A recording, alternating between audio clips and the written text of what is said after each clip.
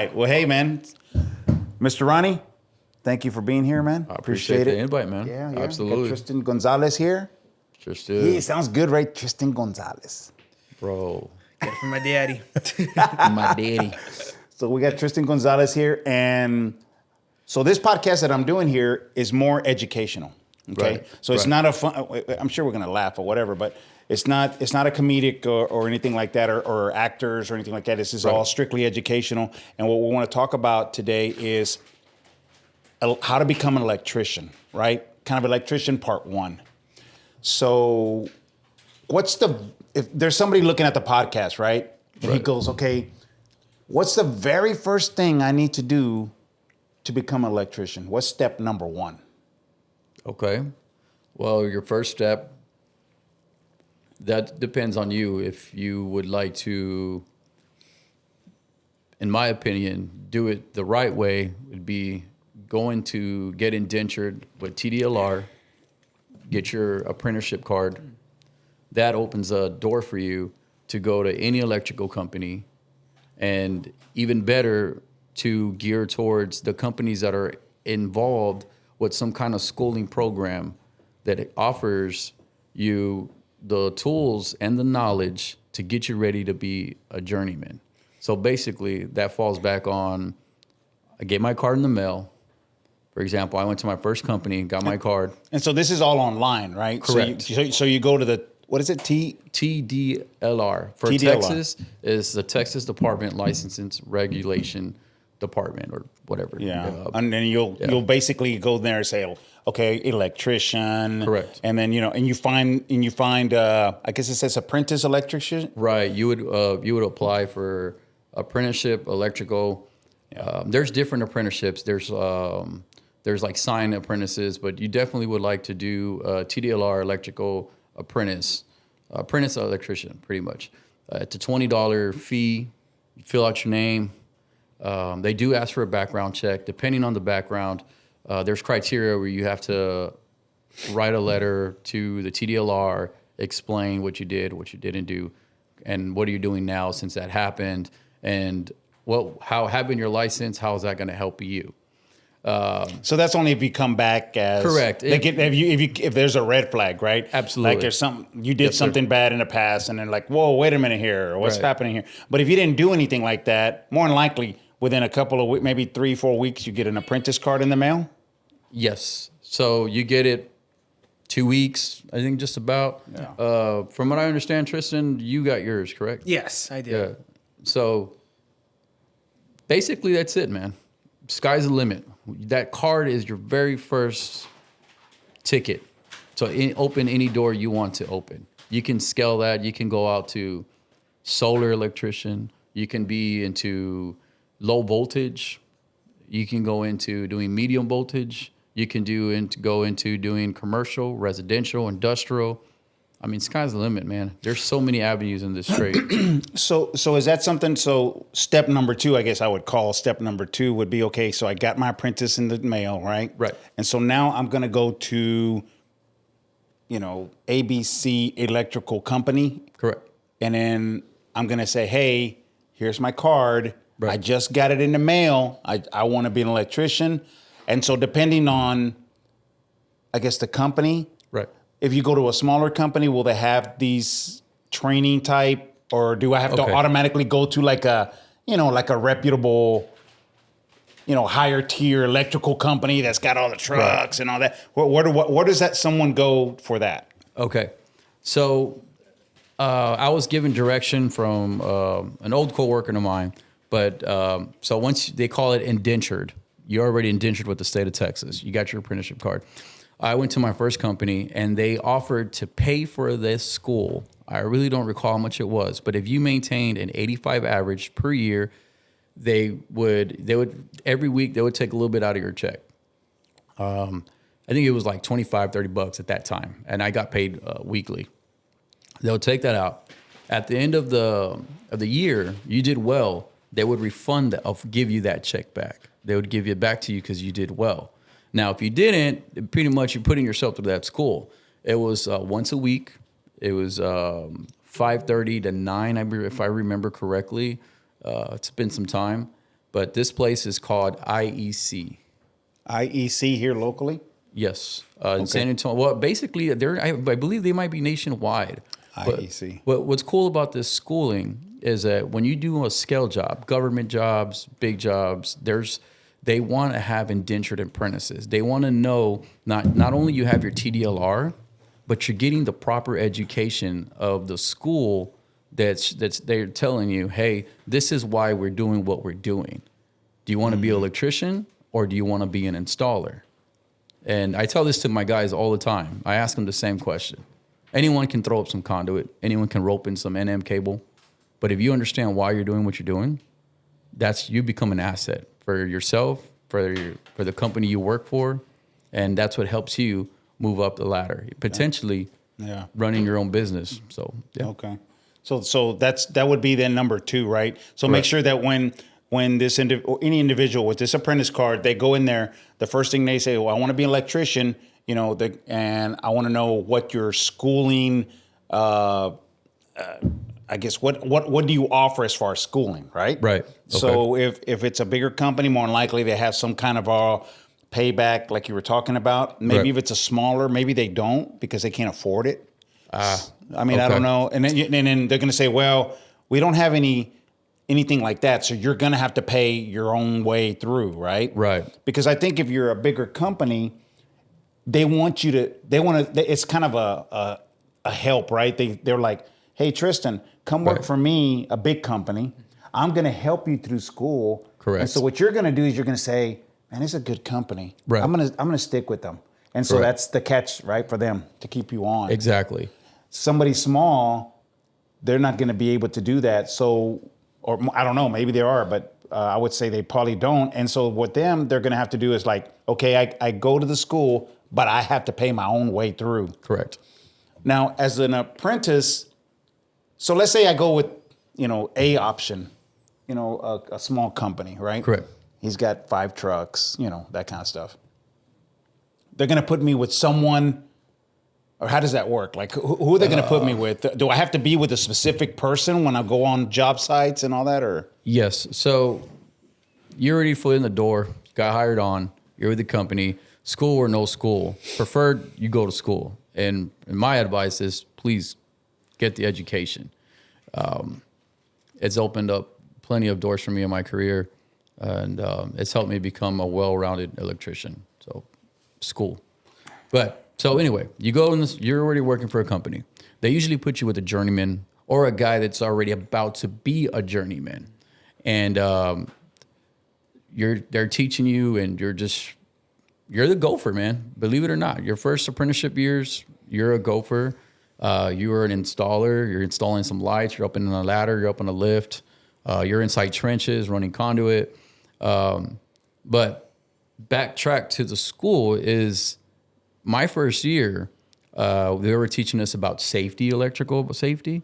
They were teaching us about theory, Ohm's law, calculations on how to wire size different things. If you have a span of 100 feet, you need an electrical panel, and it's going to feed some gear. Then you need to know what size cable. So they're teaching you all the basic math, introduction math, your first year. Yeah. And so I guess that's why it's important, like he said, to absolutely probably get that schooling, because it's just going to make you educated, more smarter out there in the field. So even though you are the gopher, right? Correct. Because you're going to the school, right? You know more or less, oh, hey, I can't do that.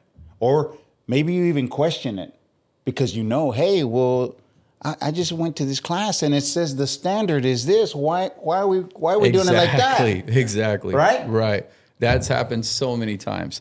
And again, so this is going off my experience. In the trade, we call it open shop, the guys that are non-union. So all the companies I've ever worked for, it was a non-union. The union, they're structured a certain way. They have their own school. I can't speak for the union because I have no affiliation with the union. So I really don't know. But from what I understand, you pay a certain amount of fee every month.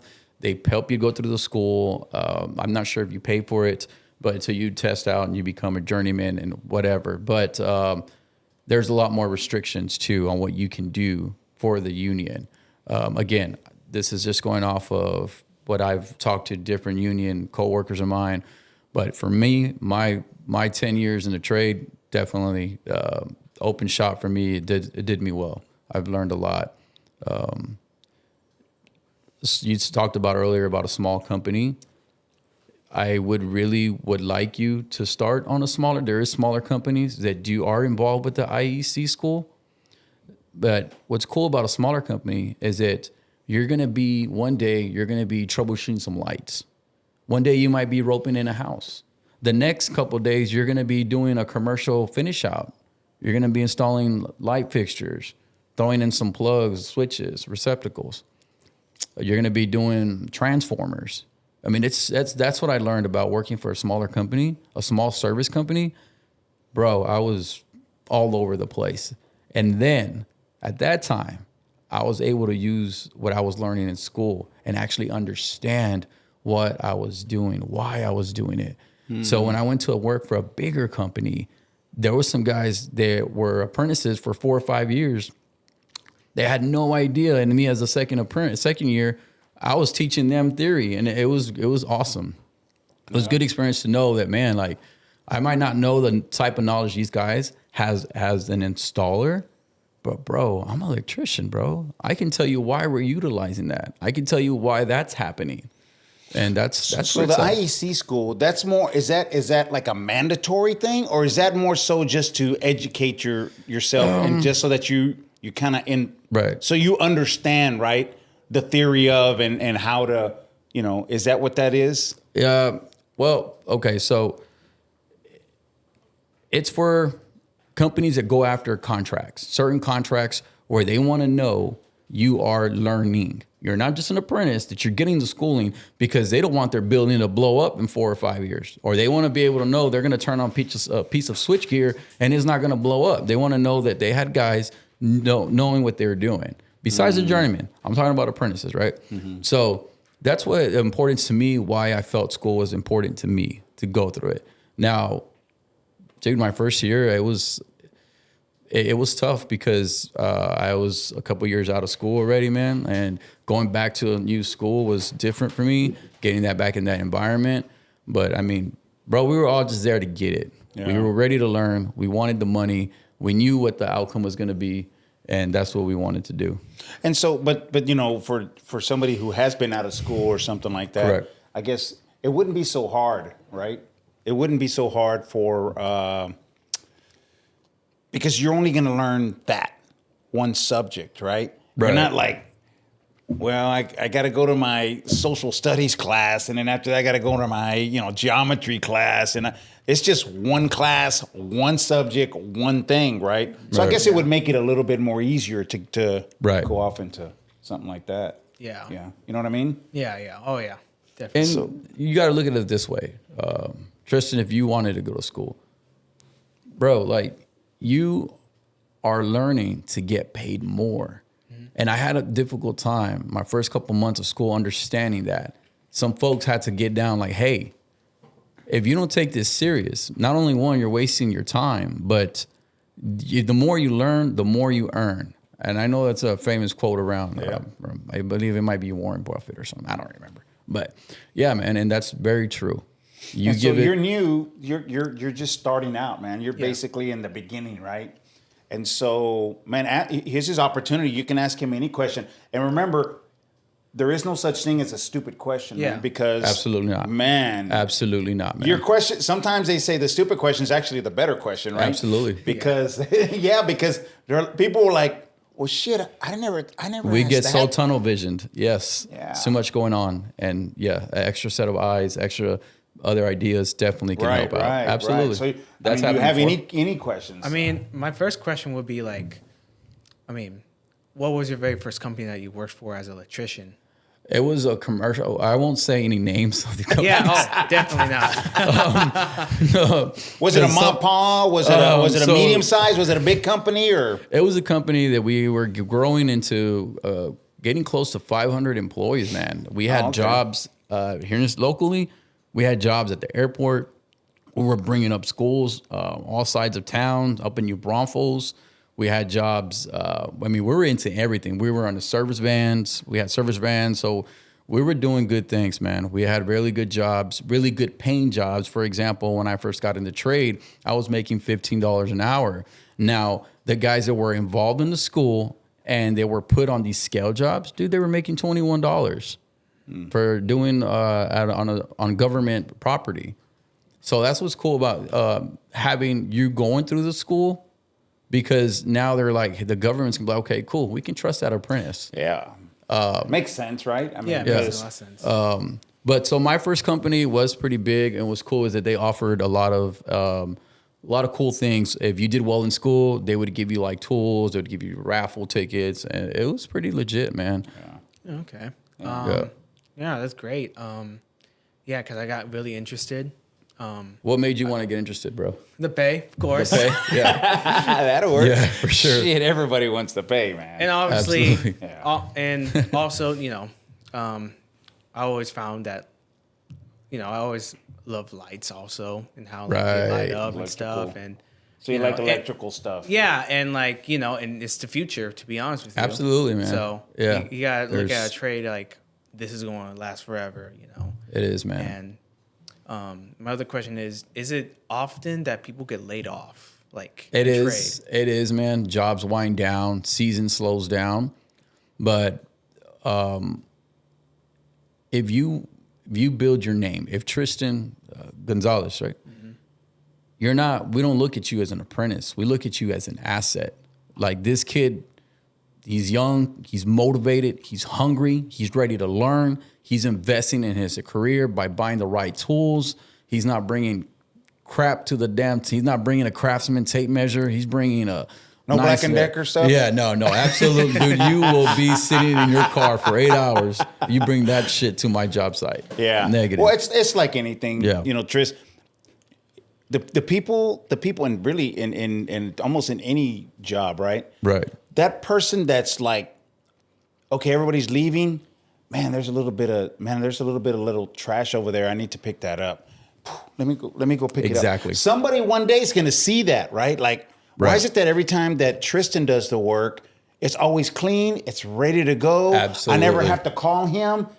And that's how you build your name, right? Yeah. You just, and hell, it might take you, maybe everybody wants to go home at 5 o'clock, right? Happy hour. But Tristan's there at 7 o'clock, kind of finishing up, and he's like, man, I don't like the way those wires look. And you take it all back down, and you're like dressing it, and you're like, okay, I want it to look badass, right? Right. Who did that? Oh, it's that guy Tristan. That's where you become an That's asset, where man. you become, you put your name out. Exactly. And so come layoff time, you're like, well, lay me off. Lay me off. Yeah. I dare you to lay me off because I'm a badass, right? Yeah. That's what Exactly. you're going to do. I'm Exactly. a badass. And so you're going to lay me off? Go ahead. I'm going to go over here to, XYZ electrical company, and they're going to hire me, and they're probably going to pay me more. So you better make, decide. So so that happens a lot. And I remember my first year, dude, I would hear like journeymen, guys that have been in the trade for a while, work for like 4 or 5 different companies, man. And I was like, bro, like, ain't you ashamed that you're just like being a hood rat with companies, bro? Like you're just going to do. But you know what, man? To be honest, bro, some of these companies, they're just worried about numbers. Yeah. And unfortunately, man, you can do some good work and you want to get a raise. They might just give you $1 or $2, and the next hot job's about to pop off, and that company's picking people up, and they're paying. It's a scale job.